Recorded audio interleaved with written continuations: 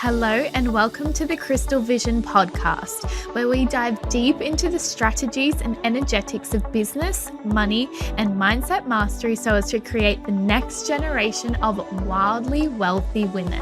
My name is Olivia Clare and I'm a serial entrepreneur who is obsessed with giving you all of the tools that you need to create your crystal clear vision of success. Each week, you will hone in on your unique zone of genius and embody the highest version of yourself to reverse engineer your way to your dream life. If you're ready to let go of the hustle and effortlessly call in more money, more growth, and more fulfillment, stay tuned. Would you like sales secrets from someone who has closed over $600 million? I know I do. I'm Olivia Clare, your host of the Crystal Vision podcast, and today we have Luis Báez joining us. Luis is a Bronx-born, proud, gay Puerto Rican-American and an enterprise sales executive that has worked with countless Silicon Valley C-suite professionals. We're talking Tesla, Uber, Google, LinkedIn, just to name a few. What I love about Luis is his focus on building businesses by people first, which he dives very deep into within this episode, and his dual passion for helping smaller businesses scale whilst also enjoying his life, success, and the little moments too. Please welcome Luis Báez. Hello, everyone. Welcome back to the Crystal Vision podcast. We are here with none other than, I just practiced with him to get his name correctly, so we're going to try again. Luis Báez. Is that okay? Yes. Yes, amazing. How are you doing Nailed today?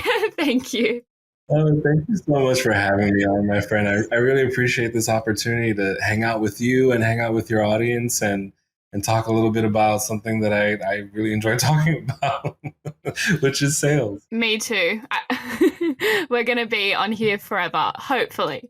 I'm so excited to have you on as well. I can just tell the audience is going to get so much insight out of our conversation today. So I can't wait. I want to jump right in. So you are the sales guy, right? You were an enterprise sales executive that worked with Silicon Valley C-suite professionals. So we're not talking, door-to-door knocking, which for some reason, whenever we talk sales, like why do I always picture people selling computers, door-to-door knocking? It was a thing back in 1983. Yeah, exactly. You have got some huge names under your belt. We're talking LinkedIn, Google, Uber, Tesla. Tell me, how did you even get started in business and how did you end up all the way there? Wow, that's a moment of pause. So I am the first person in my family to ever pursue an education, go to college, university, and have like a corporate career, right? And before that, Congrats, by the way. That's not easy being the first. It sure isn't. I didn't have any playbooks or examples or anything to follow, but we're here. And, after ruling out that I didn't want to be a doctor, I didn't want to be a lawyer, all these sort of like traditional careers that are known to make good money and have prestige socially, right? I ended up in business after dropping out of law school because I had a friend who was working at WebMD at the time in the marketing department.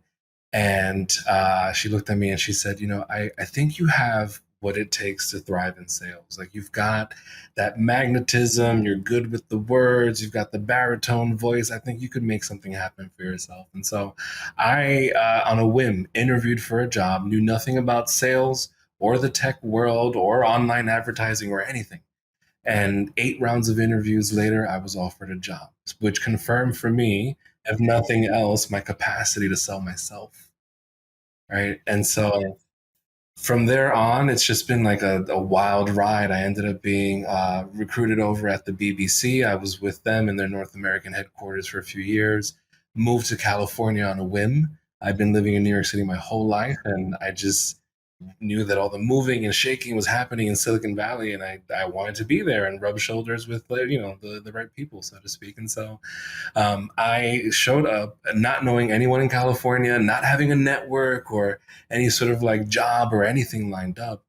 So I spent a lot of time on LinkedIn like really trying to optimize the profile, engaging with people, dropping messages left and right. And then someone at LinkedIn tapped my shoulder and said, "Hey, you seem to know something about our platform. So why don't you come work for us and teach other people how to see success here?" Yeah. It was amazing. And it was, a turning point in my career. After that, recruited at Google, recruited at Uber, and then I was recruited at Tesla. And that's when I had my first um, sales leadership experience where I was a sales manager for an entire territory across North America. But before that, I'd been doing individual contributor sales, meaning I was an executive. I had a list of accounts, a list of clients that I had to work with, and it was my job to build relationships all the way up to the CEO and the C-level, sort of suite, and making sure that I was a strategic partner, selling through multi-million dollar sort of deals and strategies to mostly on the marketing side of business. So I worked in ad sales and then ad tech and selling sort of ad and marketing software as well. Wow. That's a big wow. I'm just like letting that all absorb. That's such a huge journey. And I'm sure you look back and you think, oh my gosh, how did I even end up here? There's a question that I have. Why am I still here is actually the question. At this point, we can't say I'm an adrenaline junkie. There's a question I have for you because I hear a couple things coming out from what you were saying, and it's sort of like this idea of magnetism. Like you said someone reached out to you and said, I think you'd be good at sales, and you were on LinkedIn and you were recruited, and then you were recruited into Tesla. So I'm curious, what do you have to say about there? Is there a particular quality that you think people can embody when it comes to being able to magnetically attract, potential opportunities and things like that? I want that. I want your magic secret. Like, give me a potion. I'll drink it tonight. 3 newts and under the full moon. No, just kidding. Look, some context, right? Because I did not know what I was getting myself into. It's not like there was a sales course that I took in college or or some sort of certification or something that I went through. I learned everything as I went along. But I think that at the core of it, if we have to go back to like, what is that magnetism about? It comes from a sense of fearlessness that I developed after repeated rejection, discrimination, bullying, whatever throughout my life, right? I am someone who is an out gay man. I'm thick all over. I'm a chubby guy, very proud of it now. But when I was younger, that was something I was bullied for, right? And these are things that I, throughout my life, was up against. And the only advocate I had was myself. No one was ever going to give me what I wanted, right? And you only ever get what you ask for. And you only ever receive when you show up. And so that's what's really guided me. It's like, okay, I can either look this customer in the face and ask for $1 million, or I can continue eating ramen noodles for dinner, or I can continue to decline invitations to people's, destination weddings and other things that I wanted to participate in my life, right? And that's what really drove me to just ask for what I want and ask for what I deserve. It took a lot of conditioning in my personal life to show up with no fucks given in my professional life. It's not something that happened overnight, truly. Wow, I love that. You cannot receive anything if you don't first ask for it. That's so important. And I feel like something that, I don't know, it just kind of gets forgotten nowadays. We think because potentially everything is accessible to us, social media, we have instant gratification, that we forget sometimes the hardest thing to do, the bravest thing we can do is just ask for what we want. And the worst that's going to happen is we get a no, or we could have our whole lives changed, overnight. So I love that. I'm going to take what you said, put it on a A4 piece of paper, stick it up on my wall, because I feel like that was just a good little riff in and of itself. if you want like a quotable thing to walk away with, something that I always say and I coach other people to say to themselves is, I have been rejected by people more important than you. Right? So I can sit here, I can try to sell you something and you can say no to me. But that hurts a lot less than the fact that Jason Momoa still hasn't responded to my DMs on Instagram. That really True. hurts, right? I have been rejected by more important people than you, honey. Let's go. I love it. Yes. Okay. So I want to talk now a little bit about you and your own business and sort of this world of entrepreneurship. What would you say the difference is between you're working with C-level execs, right? Really big people, like you said, talking multi-million-dollar deals versus starting your own business and being an entrepreneur? I think the first apple that fell on my head was the realization that I was an entrepreneur, which meant that I had already developed the capacity through my career in sales to step in and build something out of nothing, right? I've been given a list of customers that never spent a dime with a business, and I was told, go introduce our product, go build these relationships, and go sell. And it was that kind of realization of, okay, well, I've been doing this all along. It's just a matter of now taking on more accountability. So when you shift into entrepreneurship, you're doing your own marketing, you're covering your own operational costs, you upfront, sort of expenses, legal expenses, all of these things, they're coming out of pocket or they're coming from an investment or a loan or something, right? There's a seed sort of investment that needs to happen to get a business going and to sustain it through profitability, right? Because you'll start a business and you'll make money, but you might not be profitable for a while until you fine tune things, right? You might be breaking even or you might be in the red for the first 8 months of your business, right? We've all experienced that as we've gotten started. But I think that's the real sort of shift for me was my willingness to, be more of an adrenaline junkie and step away from, that corporate cushion of having all these things taken care of for me and instead really betting on myself and going off on my own, right? And I started side hustling while I was working at places like Google and Uber and Tesla. I had my full-time job, but then I had other people asking me, business advice and things outside of what I was doing. And, when I got very busy, I learned how to charge for that advice. And then I learned how to, provide additional services and things like that that really complemented that advice. And I leaned into entrepreneurship when I had experiences of being discriminated against in the workplace, really toxic work environments that I had to step away from. And I had to find a way to continue living. And I had to bet on myself and my capacity to hustle just as hard for me as I did for the big corporate. And a friend of mine who was just a few steps ahead of me, she had left corporate maybe 6 or 8 months prior and had gone off and consulted and locked down a few really amazing contracts. She said to me, "You never lose when you bet on yourself." And that was the shift for me. It's like, I got this, I got me, and everyone around me has got me. And that was also part of the shift. One was the realization that I got the skills. The second was the realization that I can do this for myself. I can take care of me. Yeah, I got me. Yeah, that's beautiful.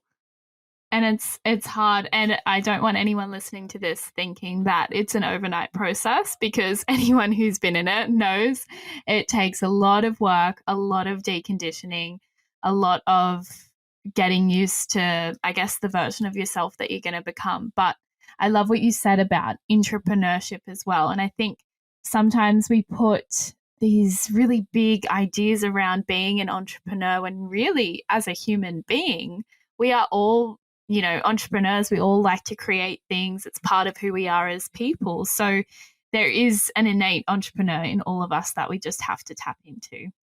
So what did then those environments, I know you touched a little bit about your toxic workplace. And I'm so sorry to hear that. And I hate that it's a common story that comes out of environments like that. What did, your experiences in the corporate world teach you about running your own business? I think first and foremost, I learned how to keep receipts, right? My biggest defense Oh, I against, like that. oh, yes. Oh, yes. Listen, my biggest offense against people who wanted to tear me down, questioned my capability, my intelligence, or, were entirely too fixated on, what I did with my personal life or whatever. The only way I could shut them down was to point to the job description in one column and then point to my impact in the other column and quantify the ways that I exceeded performance, right? Because you can sit there and try to pick at me because I'm gay, because I'm chubby, because I'm urban, because I'm confident and you're jealous or whatever. I don't care. You're going to look at these numbers, you're going to look at these receipts, check out these emails, check out these screenshots. You will not come for me. So that sort of conditioning as I went into like starting my own business had me like really hyper focused on measuring the things that I was doing so that I could very strategically make the right investments in the right places in my business. But also, I developed a habit of celebrating the small things, Ooh, right? yeah. Because yeah, right. Like I think we are so fixated on that $1 million revenue goal and that magical, party that comes with the launch and all these things. And it's like, yeah, but like today you learned a new piece of software. Celebrate that. Tomorrow you're making your first hire. Celebrate that, right? Next week you put together your very first like real operational plan. Celebrate that, right? You close your first big deal at your new pricing, right? Like that kind of energy that you fuel like will fuel you through each stage of growth in the business. Because listen, I can sit here all day long and give you the formula. Start here, then there, spend this much, don't spend that much all day long, right? But the business is built by you and by the energy that you bring to the work that you do. I love that. I'm all about spirituality, and I can hear little bits of that coming out in what you're saying about energy. And it's so important, isn't it? I think having your own business, I say this all the time, or, being an entrepreneur is the quickest personal development journey you could ever take, because how much you can grow in your business is a reflection of how comfortable you are in that growth and in being uncomfortable. Being comfortable and being uncomfortable is so important. So I 100% agree. And I want to dive into this a little bit more, because I know you say that you're committed to building the business person first. And I feel like this might tie in, but I would love if you could define that a little bit more for us and explain what you mean by that. Yeah, I do this exercise a lot when I do executive coaching with business owners and C-level executives. I also, in my sort of full-time world, I'm a revenue enablement director at Deputy, and I work with executives. So we're constantly visualizing their path to success and looking at, their better version of themselves. And so something that I always remind folks, it's like we all have this persona that drives us, right? We all have our inner Beyonce or our inner Tim Cook or whatever. Oh, You know yeah. what I mean? There's always like something, and we admire, especially in business, we admire executives of a certain caliber or business models that might make an impact, right? Maybe there's like a social impact component to your model, thinking of companies like, Tom Shoes, buy a pair, give a pair, right? So you have to think about like what inspires you in the first place. There's some North Star, some latent feeling or person or business that's really deep inside of you that maybe you're a little bit scared to admit out loud. But hold on to that for a second and think about the person you admire. Think about the conditioning they went through, the things that they learned, how they spend the first hour of their day, right? What they say no to, who they hang out with, the kinds of foods they put in their body to sustain their creativity and their energy, right? You have to look at the totality of that outcome. And you have to really be honest with yourself and saying, like, am I doing things and living with integrity? Meaning, are the things that I think aligned with the things that I say and aligned with the things that I do? That is the turning point. That's where the real kinetic shift happens, where you start to unlock that fire in your stomach that gets you through those hurdles to breaking through 100,000 revenue, breaking through the next 100,000, breaking through that million, ceiling, etc. That's so important. Integrity is such an interesting concept in the business world because it's been shown through studies that if you use integrity as one of your core company principles, productivity skyrockets because integrity is doing as you say that you are going to do, which when you are building your own business, having that trust in yourself is going to be the number one thing that, like you said, has that fire in you and keeps you going. Because when you set a goal, you know that you are going to get there because you are the type of person that does the things that you say you are going to do. So that idea of radical responsibility being is so difficult when you first get started, I suppose, in this world, because you're like, why can't I blame everyone else for my problems? Then I don't have to deal with it. But when you choose to have radical responsibility, it means saying, wow, I get to create anything that I want. And that means I also have to accept that the problems in my life, the things that I don't like, are also my fault. But I get to change something about it. There is a deeper level of accountability. I always remind entrepreneurs, there are two things that you're accountable for: generating revenue and creating jobs.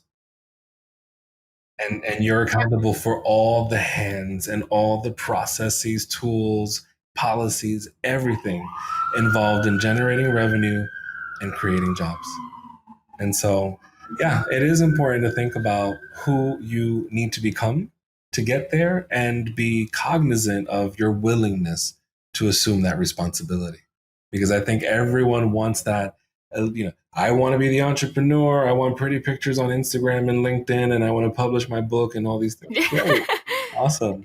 Yeah. But if you don't develop that capacity for nurturing the people around you, no one's going to be there to take your photos or edit your book or applaud at your talk, period. True. Yes. Yeah. And please don't go into this world thinking that you're just going to write this book on your own, or, you can't grow a company to 7 figures on your own. It's impossible. So at some point, you have to. I find I made such a big shift and quantum leap in my own business when I finally just let go and started delegating and hired someone before, I wouldn't say before I was ready. I had obviously the income available to hire someone, but it's that point where you're like, okay, I can either keep going and I can pocket the money myself, or I can reinvest it in someone else doing the work for me in order to grow. And so for a while, you'll be like, well, when the fuck do I get paid? But it will pay off because there's no way you're going to get to that 7-figure mark on your own. You cannot edit those photos, edit the podcast, post everything. And I think we forget that when we look at entrepreneurs who have millions of followers and millions of dollars generated from their business, and we're out here starting from step one, we think, wow, they must wake up at 3 a.m. every day in order to get all this done. But what they have is, like you said, those systems in place, those teams in place, and they get it done for them. And that's what you want to do. That's what you want to build. Exactly. And recognize that until you become the person who can translate your vision into like methodical steps for someone else to take to help you, you can hire all day long, right? And you can be a terrible leader and lose all the people that you hire, right? There's more than just a check that you need to cut. There's some skin in the game for real. But it's not impossible. It's been done. And there's certainly, places you can turn to for inspiration, like this podcast, to get you through those moments of self-doubt and needing validation, needing, the gut check, confirmation you're headed on the right path, etc. But yeah, you cannot see success until you commit to the kind of person that you need to be when you arrive at that moment. Yes, so powerful. Okay, I'm dying to hear what you have to say about scaling. This is what I'm in the process of doing at the moment because in my own business, it was like, okay, nothing's working, nothing's working, nothing's working. Keep testing, keep trying, keep failing. Oh my goodness, something worked. How do I get more of it?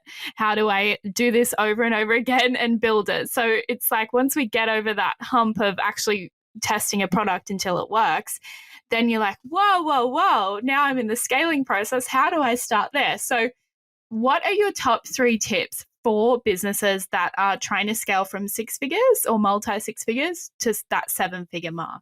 Yeah, I think first and foremost, figure out your some system of business operations, right? You have to have some sort of method, approach, or framework that will help everyone else in your business make decisions confidently, right?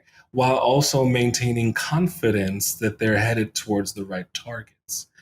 And when you're thinking about a business that is in that sort of 6 figure threshold, trying to break over to 7 figures, you don't need to overcomplicate this. This isn't a Fortune 500 company with 1,000 departments. So let's just keep it all the way real, right? I think that I like to just keep it really simple, and I introduce a business order of operations. I call it my boo. I love up on my boo. My boo and I are in constant communication, right? I really try to personify my business plan because otherwise I'm not going to have an emotional attachment to it. And so the business order of operations begins right where you started this question, which was around product. You've got to have something to sell. You've got to have something that absolutely fits a market, fits a need, fulfills a desire, helps someone achieve or see something, helps a business transform, whatever that is. That's got to be dialed in. To your point, through research and engagement and optimization and recommitting to it. But then beyond that, this is where you've got to learn how to become hyper focused because there are a million approaches, shiny objects everywhere. But you've got to remember that the minute you have something to sell, your first responsibility is to sell, right? So if I have to prioritize and look at like, where am I spending my time? How do I structure my day? How do I structure my week, my quarter, my business plan? The first thing I want to make sure is the product is good. The core is safe, right? There are no threats to my product, like increase in pricing for, another tertiary service or something that complements or whatever, right? You've got to protect the core. Then you've got to look at your process for selling. Do I shake hands, do virtual calls, knock on doors? What's the first conversation? What's the second conversation? How many conversations until we close the deal? Right? There's a sort of methodical approach to your selling that meets the customer's expectation. So, and what I mean by that is, for example, if I were selling you a vehicle, you would expect the opportunity to test drive that vehicle, right? You wouldn't expect someone to ask you to spend thousands of dollars without giving you that chance to hold the keys in your hand, feel the steering wheel, adjust the mirrors, make sure the sound system has the right bass, whatever, right? You're not going to spend that money. So if someone really tried to sell you a vehicle without offering that as part of the experience, you're not going to buy, right? And that's something you have to be cognizant of when you're designing your sales experience. Are you meeting the customer's expectation and selling to them the way that they prefer to buy? So you have something to sell, you have a way of selling it. Then we focus on your operations, your tools, your processes, your SLAs, all that fancy jargon. That's all in the vein of helping your sales. When your operations are in order, that means that you have the capacity to fulfill, invoice. You have all the legal protections and compliance in your business, right? But you don't have the money to invest in these things until you sell, and you won't be selling until you have something to sell. That's why there's a logical way to prioritize when you're thinking about scaling and breaking through from that 6 figure to that 7 figure threshold as an online business or a smaller business, right? It's about not getting bogged down with marketing first, because that's where people start. But that's actually the last step in my boo. right? You have something to sell, you have a way of selling it, you have everything you need to fulfill the sales, right? Now, when you've got that dialed in, crank up the marketing and go tell the whole world, right? Invest in the ads and the webinars and the placements and email newsletters and, funny memes on other people's channels, however it is that you attract your audience, right? But that you could do that all day long and make zero sales. And I see this all the time. I think people get bogged down with this compulsion of like, I need 1,000 followers. Now I need 10,000 followers. My business isn't a real business. If my grid doesn't look pretty, if I don't post every day, no one will ever think that I'm doing what I'm supposed to do. I know businesses that literally have no social media accounts and make money, right? Yeah. They've dialed in. Oh, big money. Big money. Which is all the evidence that, like, having the pretty grid on Instagram and having the daily posts on LinkedIn, that's not what keeps a business thriving, which is why, contrary to what everyone will have you think, I insist that marketing is the last piece of all of this. I totally agree with you. I see this all the time as well, where people are focusing on, let me do a webinar, let me make sure I'm using the right hashtags, and they don't have clients. Like if they're in a service-based business, I always say work with people first. The followers don't matter if you're not making any money. And it's just, it's frustrating when you're on the other side. But I was there, like I was like, okay, yep, need to have like a good looking feed, and that's what's going to make me the money. And it's like, no, let's slow down. You need the clients first, and then you can dial up the marketing. So I love that. And I think the way that you laid that out was so methodical. I had a shift even just as you were talking, because I like that you made the distinction that operationally what we are focusing on is the sales piece, right? So I have a service-based business. In my own business, I had, the product, and now I'm like, okay, we got to make sure that fulfillment and the clients are happy. And I've been thinking, okay, how can I operationalize the fulfillment piece so that it's better and better? But I like that you sort of like, what if we slow that down and we make sure more people are actually coming in, so that then we can invest that money in making the fulfillment better. So I think it's a really good approach. So I love that you shared that. Thank you for the shift. I'm like, oh, okay, so excited now. It almost feels too simple, right? At times I hear that feedback as well, but it really should be, right? Like if you are sitting with shiny object syndrome and, 50 competing priorities, it's like, you've got to start somewhere. And there has to be like a justification for why you start here versus there. And so I really just offer this framework as just a way, a rubrics, if you will, to help prioritize. Like this question has come up or this request has come up. This is an operational thing. Does it have revenue impact today or immediately? No. Therefore, I'm not prioritizing it today. I'm prioritizing it for Friday or Monday, right? There has to be a methodical way that you go and account for the things that need to be done without driving yourself mad from trying to do it all at once and then driving yourself to total depression and defeat because you didn't sequence things the right way and it didn't pan out after all the work you put in. Yeah. And I think it's something that I just am obsessed with the way that you laid that out. And I'll say, because the other thing I see a lot of people do is when they finally get to that place where they have a product that works, then they try and fix it or they try and make it better. And my advice is always to not try and fix something that's not broken. And what you want to do is see how many times you can repeat that process. And that repetition is the sales process. Can you do it again and again and again? And yeah, it's going to be boring, but business should be boring. The blood of business is profit. So are you focusing on getting more profits and making more sales? Or are you focused on, and the product? Obviously the product and fulfillment is important because customer success will drive more sales, obviously. But we can get so caught up with shiny object syndrome, like you said, and this new tech piece is going to make it better. And, people really love the course, so I should add an extra 3 modules. And it's like, no. They love the course. Don't touch it. Just leave it. just sell it to someone else so you can help more people that way. So, such a good conversation. Yeah, I think, my philosophy around like product development is you're always going to have requests for more things, right? As long as you don't lose sight of what the core offer is, and that the things that you're adding on just enhance someone's capacity for seeing that result either faster, more exponentially impactful, or whatever, right? If there's a way that it enhances the outcome, then that is something to consider. But otherwise, no, I think that it becomes a lot more difficult to sell something that is constantly evolving. That the only thing that really should evolve is your sales process. As you learn and you hear from the customer, I want it this way. I want it on this day instead of that one.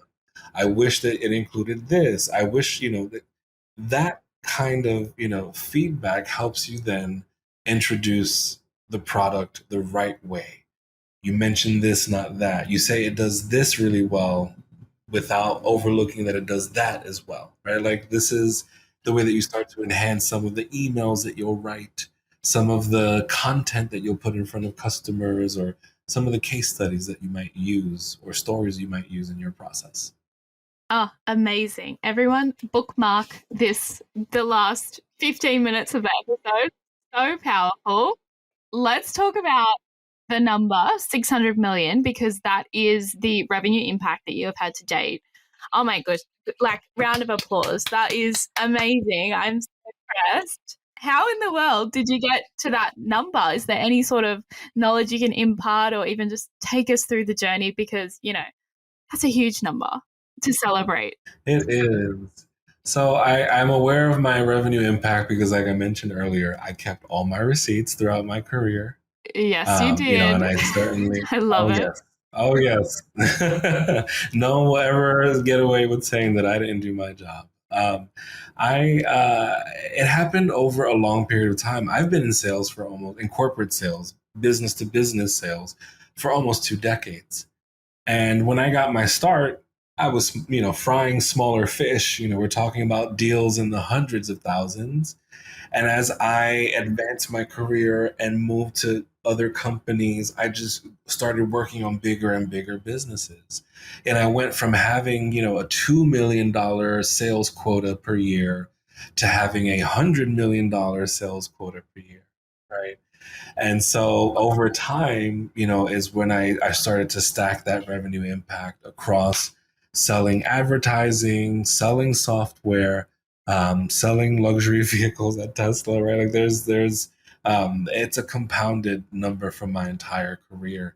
But the thing that I will say is I don't want anyone listening to this to be intimidated, because the thing that I will say is that the skills that are required to sell 10,000 are the same as 50,000, are the same as 5 million.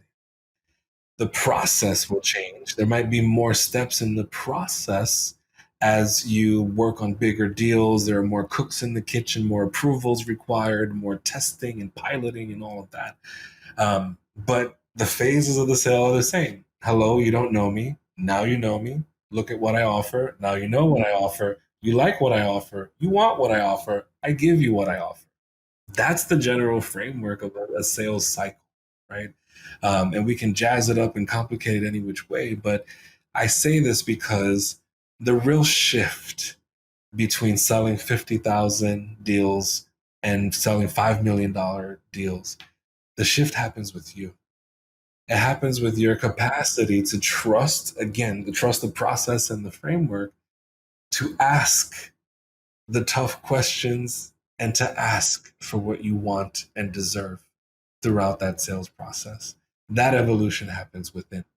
And that comes after repeated rejection, after, 1,000 failed attempts, right? You might land the one good attempt that gets you a $10 million deal, right?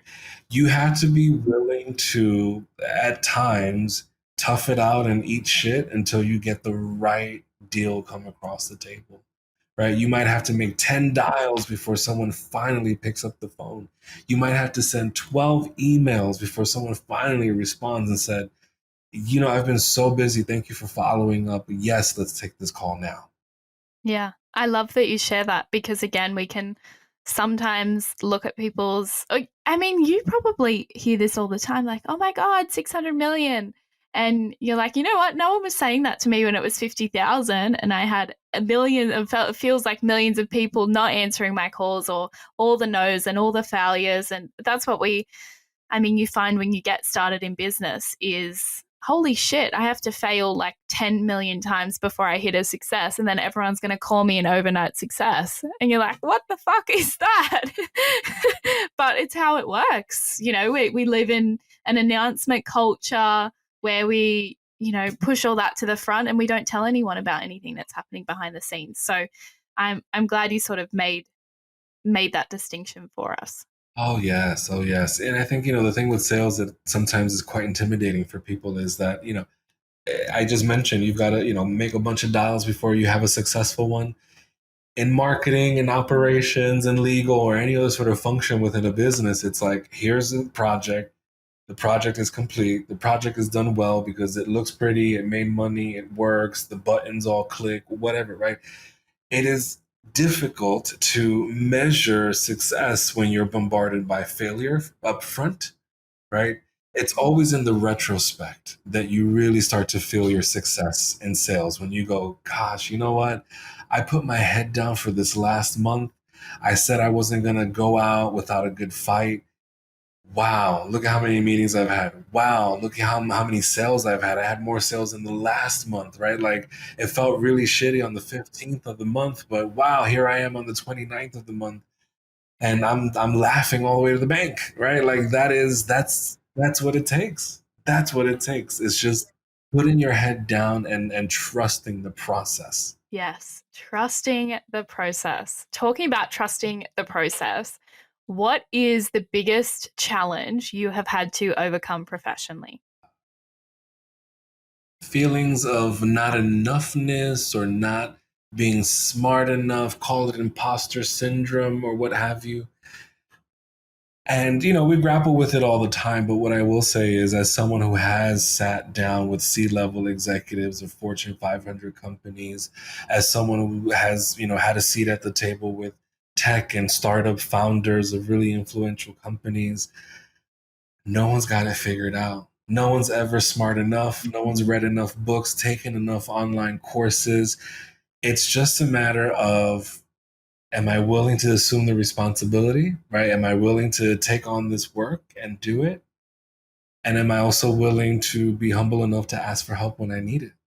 Because I think, to your point, you were talking about this sort of performative culture of everyone displaying results and displaying success. I'll be the first one to tell you, like, there's spinach between all my teeth, right? There's, every thread in my beard is out of place, whatever. Like, come tell me what it is that I need to do, right? I can very much, humble myself up as needed. I don't care to be the smartest person in the room. Maybe I might care to be the prettiest one in the room and someone else is really attractive, but otherwise I'm not really concerned with, being buttoned up and being a perfectionist. Oh, it's so powerful. I really needed to hear that. I feel a lot of imposter syndrome as well sometimes, or, questions of, oh my God, things are working. Something's not right. You're sort of looking around waiting for someone to jump out and tell you it's all a joke. But I think that's so powerful. And I just had this image then of, a bunch of really, really famous, influential people sitting at a table and all feeling like, oh, I haven't read enough books. I should have listened to this podcast before I came in. Or, just that feeling of, I don't know, humanity. We're all in it together. No one's better than anyone else. We're all just confused and trying to figure it out. So, oh, what a relief. Yeah. And I think, there's also a way to think of imposter syndrome as like a superpower, right? Because I think that when you really slow down to examine what's triggering your imposter syndrome, it's, either you don't have a skill, you don't have knowledge, or you don't have a resource, or you don't have help. So that's your cue to get what you need, right? So rather than succumbing to the feelings of not enoughness, channel that into action to get yourself out of that.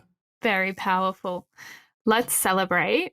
Lewis, what is the biggest milestone that you are proud of, and what did you have to learn in order to get there?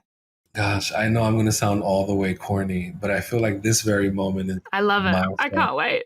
Yeah, this Oh, moment for me really? is a milestone. So as we're recording this, I am presently on the island of Oahu in Hawaii, and I have been here for a I've few got weeks. goosebumps. Yeah, it's been this is sort of the culmination of some like real deep work that I've been doing to up level myself as a professional and as a person, and admitting that I needed a moment to myself, admitting that I needed to let go of projects. I'm saying no, I'm setting boundaries, I am fine tuning what it means to be an overachiever without burning myself out. Um, and I am just thankful for the self awareness and that I'm going through this, and for my willingness to do something about it, and take care of myself. I think that's a huge milestone because we've talked about all the things that I've accomplished, but I can't tell you how many times I've cut myself on the sword, or I've had to, like, I've overextended myself trying to be the good employee, the good boy, the good recruit, right? And for what? Right? I hurt myself in some instances. And so, yeah, this for me is a huge milestone in like recognizing and practicing taking care of myself to make my success sustainable. Oh my goodness. I love that. I am channeling that. I want that. That is so, so powerful.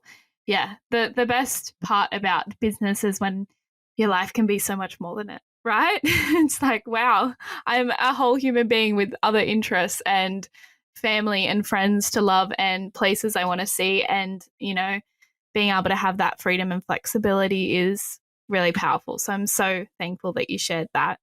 Um, Nowadays, with that in mind, what are a few of your daily rituals that you find most important to sort of nurture all the different parts of yourself that exist? So that work ethic and that drive, and also that, willingness to slow down and be at peace. Yeah, I think something that I do is I call it paying myself up front in the day, right? So the day will be busy. I've got priorities, I've got responsibilities and things to do. And we can talk about the workout I didn't do, the breakfast I didn't prepare, the stretching and the things that, right? I do that up front now. And so before I am online, before I hit that, do not disturb button on my phone and let people know I'm available again, I am spending time in my body, stretching, hydrating. I spend time in my mind, journaling, expressing gratitude, visualizing what's next. Right? I think that's really important. You don't know where you're headed if you can't see it in your mind, if you can't conceive it. And that is not something that just falls. The apple doesn't just fall on your head. You have to create that quality of mind, right? Being a conjurer, a manifester, whatever you want to call yourself, that's a practice and it's intentional. And so that's how I start my days. And then I think the other thing is I try to break up my work days, right? Like, I am human. I am not AI powered like everything else that's going on online right now, right? I, I know, I right? Right. I need bathroom breaks, occasional naps, meals. I need fresh air. I've got to get outdoors. I've got to call mom, right? Being connected to my loved ones is important to me. And I prioritize those things throughout the day. And it doesn't have to be this big, parade of like, oh, this is me time now. We're doing a self-care routine and, batten down the hatches. But it's like, oh, I've got 15 minutes between now and my next meeting. Laptop down, right? Stretch it out, call mom, do the things I've got to do, but doing it guilt free, because there's always that compulsion of going, "Ooh, there's 15 minutes. I could get one more thing done." No, you can't. Not if you're coming off of a 4-hour Zoom marathon. You actually really desperately need those 15 minutes. Yeah. Gosh, so powerful. I love that. I'm just thinking about ways I can incorporate that into my own life. I love morning time. I also love having an extended lunch break. So if I can, when I'm by the ocean, I'll go for a walk and go for a swim. And it just feels so luxurious to have just that time in the middle of your day, because as soon as you sit back down, you're going to get into the flow. You're going to want to tick as many things off as possible. So creating that time versus thinking it's just going to appear is so powerful and intentional. So I'm so grateful that you shared that. Now, I want to talk about you. What is it that you are currently passionate about, whether it is in business or in life? Gosh, something that I'm really passionate about right now in this moment is writing. I have, for a very long time, I've been a bibliophile. So I've got my Amazon Kindle and I've got all my ebooks, and I'm just like consuming, books like I consume candy bars. Next. Um, but my new thing now is, I've got all these words in my brain. I've got stories to tell. I've got experiences to share. I've developed my voice through podcasting and guesting on shows like yours, and I'm trying to figure out how to bottle some of that secret sauce. So that's something that am currently obsessed with, is like listening and reading other people's memoirs and trying to figure out like the best sort of storytelling techniques. That is so exciting. And what is it that you are currently working on? So what's your big sort of project other than writing at the moment? Yeah, I want to become a very serious speaker. Well, not a serious speaker. I want to be a fun speaker, but I want to take speaking seriously in my own business, and think about what it takes to position myself as a sought after paid motivational speaker. And so I am on the very, beginning of that journey, connecting with other people who are ahead of me, trying to also figure out reading books on the perfect, TED Talk formula and all these sort of things, and trying to figure out what do the people want. So I'm at the beginning of that journey. That is very exciting. You've got amazing potential. Like I said, I already had a breakthrough in our podcast so far, so I can only imagine what you would do on a TED Talk stage. It would be life-changing.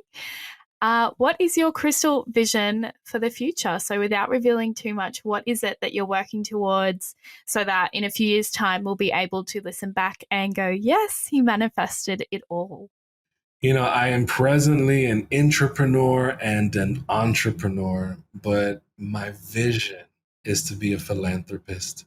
I want to create businesses or some sort of big money engine, not because, I want to spend it all on myself, but because I want to cut $1 million checks for schools and libraries and children's hospitals, and nonprofits and politicians that are doing work that really matters to me.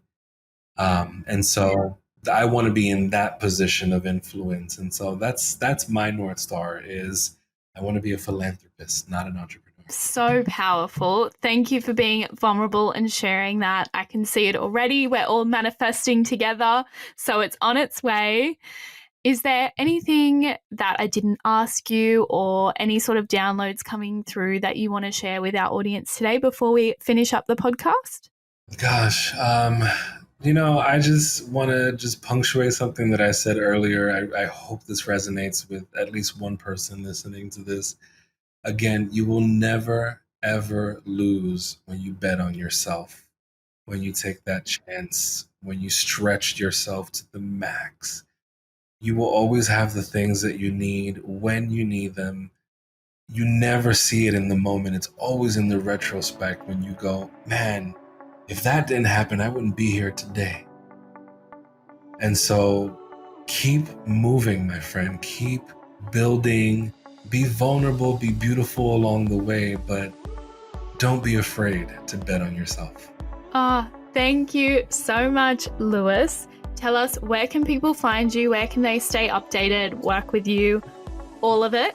Stalk you. That's what I call it. That's what I'll be doing.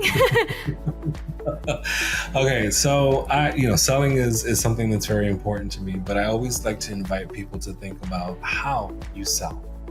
And I'm someone that doesn't like sleazy emails and sales presentations and things like that. I'm someone that actually really likes engaging with people over video and creating fun and quirky sort of sales videos. And so I use a tool in my business called Video Ask. I absolutely love it. You can create short form videos that pop up on people's screens and they can click on the video and immediately respond to you. The engagement is beautiful. My clients love it. It's how I attract people. It's how I serve people and connect with people. If this sounds appealing to you, then I invite you to head over to luisbaez.com/video ask. And I'm going to hook you up with the step-by-step for setting up the app on your phone. And I'm also going to give you your first video sales script. I'm just going to lay it all out for you. You fill in the blank and you start seeing the magic right away. Hell yeah. The link will be in the podcast description. Everyone go. I mean, I would love a video sales script. So you'll see my name somewhere in your leads. Thank you so much for everything that you've shared today.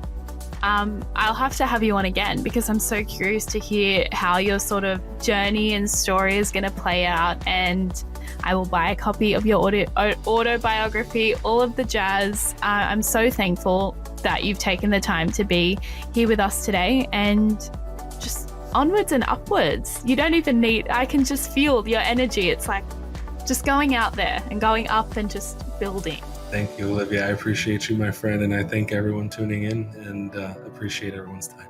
Thanks, guys. See you next week.